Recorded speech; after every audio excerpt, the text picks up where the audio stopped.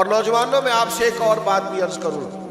کسی اور سے بھی محبت کرو گے نا، محبتیں کرنی چاہیے، ماں سے، باپ سے، بہن بھائیوں سے، بیوی بچوں سے، دوستوں سے۔ اسلام ساری محبتوں کا درس دیتا ہے، لیکن اور کوئی بھی محبوب بناؤ گے تو نقص نکل آئیں گے۔ یہ مدینے والے محبوب کی وہ ذات ہے کہ جب دیکھو گے نا،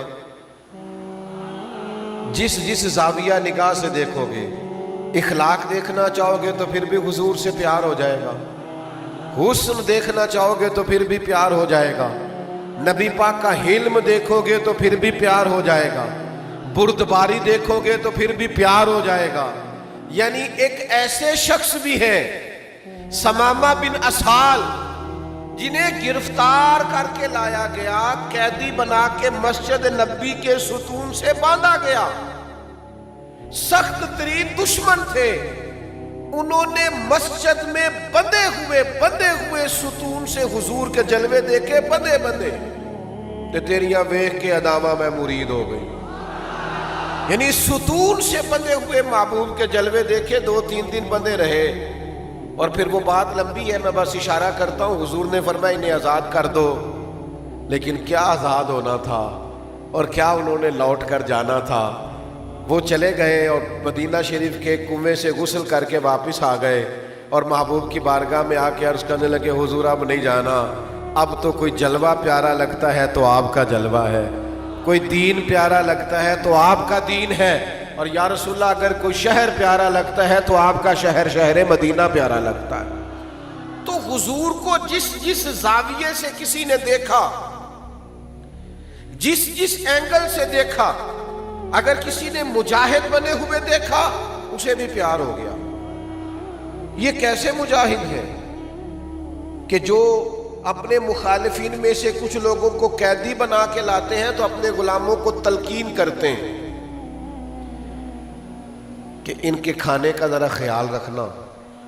یہ قیدی بنا کے، یہ کوئی پھول لے کے نہیں آئے تھے جنگوں میں مقابلے میں، ان پر ذرا توجہ دینا۔ اور یہ کیسے سپہ سالار ہے کہ ان کے وہ مخالف جنہوں نے 3 سال تک بائیکاٹ کیے رکھا اور شب ابی طالب میں قید کیے رکھا، ان میں سے جب کچھ لوگ قیدی ہو کے آتے ہیں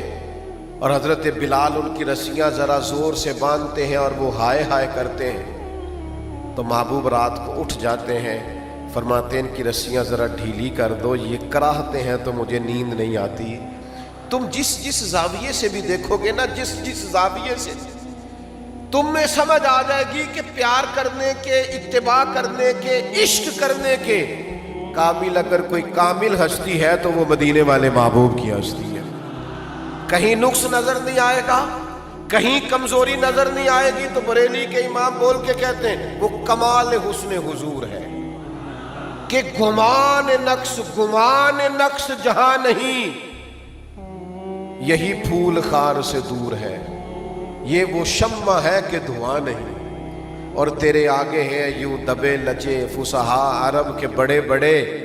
کوئی جان منہ میں زبان نہیں بلکہ جسم میں جان نہیں۔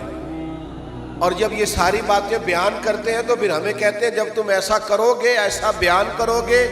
اس رنگ کو دیکھو گے تو تمہیں حضور سے پیار ہو جائے گا،